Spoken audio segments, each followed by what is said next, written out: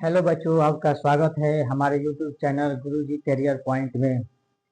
जो भी बच्चे हमारे YouTube चैनल से जुड़े हैं, कृपया करके इस वीडियो को देखने से पहले इसके पार्ट 1 और पार्ट 2 को जरूर देख ले, ताकि आपको पार्ट 3 समझने में आपको आसानी हो, क्योंकि साइंस का ज्ञान क्रमबद्ध ज्ञान होता है।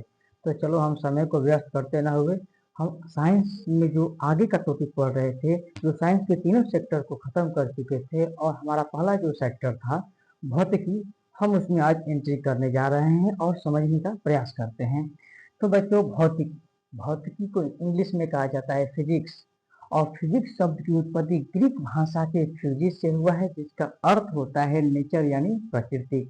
और प्रकृति का निर्माण दो चीजों से हुआ है, द्रव्य और ऊर्जा से। बात समझ आई? फिजिक्स शब्द की उत्पत्ति ग्रीक भाषा के फिजिक्स से हुआ है, जिसका अर्थ होता है नेचर यानी प्रकृति, और प्रकृति दो घटकों से बनी है, द्रव्य और ऊर्जा से। द्रव्य क्या है, ऊर्जा क्या है? जो चीजें दिखाई देती है वो द्रव्य कहलाती है, ठीक उसका ऑपोजिट जो दिखाई नहीं देती है वो ऊर्जा है, ठीक ना। द्रव्य भार गिरती है, ऊर्जा भार नहीं गिरती है, यानी ये द्रव्य और ऊर्जा ये दोनों घटक जब आपस में मिलती है तो प्यारे बच्चों किसका निर्माण होता है? तो फिजिक्स का यानी भौतिकी का। अर्थात द्रव्य तथा ऊर्जा के बीच आपसी संबंध का अध्ययन ही क्या कहलाता है? भौतिकी कहलाता है। तो आप लोग क्लियर हो गए भौतिकी किसे कहते हैं। भौतिकी का निर्माण दो चीजों से हुआ है, द्रव्य और ऊर्जा। जब ये द्रव्य ऊर्जा आपस में संबंध करते हैं तो किसका निर्माण करते हैं? तो फिजिक्स का निर्माण करते हैं। तो चलिए हम लोग फिजिक्स को समझ गए, फिजिक्स होता क्या है। फिजिक्स को और अच्छी तरह समझने के लिए इसको चैप्टर वाइज बांटा गया है। सबसे पहले हम फिजिक्स में हम पढ़ने जाएंगे मात्रक। मात्रक क्या होता है? तो प्यारे बच्चों, भौतिक राशियों को व्यक्त करने के लिए मात्रक और परिणाम दो चीजों की आवश्यकता होती है।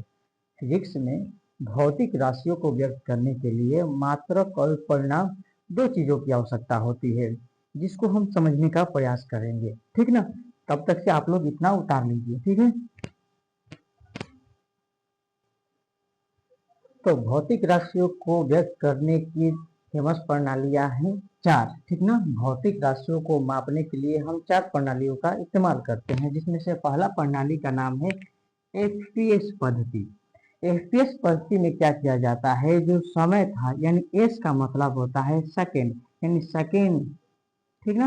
हाँ, पी का मतलब होता है पाउंड यानी द्रव्यमान, और एफ का मतलब होता है फुट यानी लंबाई।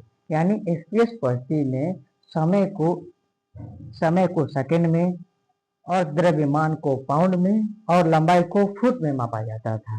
फिर से समझाते हैं, एफपीएस पद्धति में समय को सेकंड से, द्रव्यमान को पाउंड से, और लंबाई को फुट में मापा जाता था। लेकिन जैसे जैसे समय बीता, जब दूसरी पद्धति आई जिसका नाम रखा गया सीजीएस पद्धति, इस पद्धति में समय को सेकंड में, द्रव्यमान को ग्राम में, और लंबाई को सेंटीमीटर में मापा जाता है, ठीक है। तो ये हो गया भौतिक राशियों को मापने की दूसरी पद्धति। जो तीसरी पद्धति का नाम है उसका नाम है एमकेएस पद्धति। एमकेएस पद्धति में आते हैं तो देखा जाए तो समय को सेकेंड में मापा जाता है। भौतिक राशियों में मापने के लिए समय को सेकेंड में मापा जाता है, और द्रव्यमान को किलोग्राम में, और लंबाई को मीटर में मापा जाता है। इनकी इस पद्धति को मीट्रिक पद्धति भी कहते हैं, ठीक है। मीट्रिक पद्धति भी कहते हैं। ये भौतिक राशियों को मापने का पद्धतियां है। जो पहली पद्धति का नाम था वो एफपीएस पद्धति था, जो दूसरी पद्धति का नाम था वो सीजीएस पद्धति था, जो तीसरी पद्धति है उसका नाम रखा गया एमकेएस पद्धति, और जो चौथा पद्धति है एसआई पद्धति, ये वर्तमान में सबसे अधिक इस्तेमाल की जाने वाली पद्धति है एसआई पद्धति, ठीक ना। जो एमकेएस पद्धति का ही लेटेस्ट वर्जन है, विस्तृत रूप है।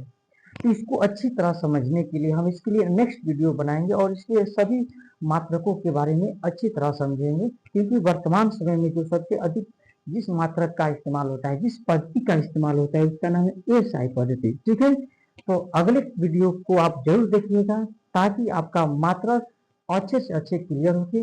मिलते हैं नेक्स्ट वीडियो में। जय हिंद।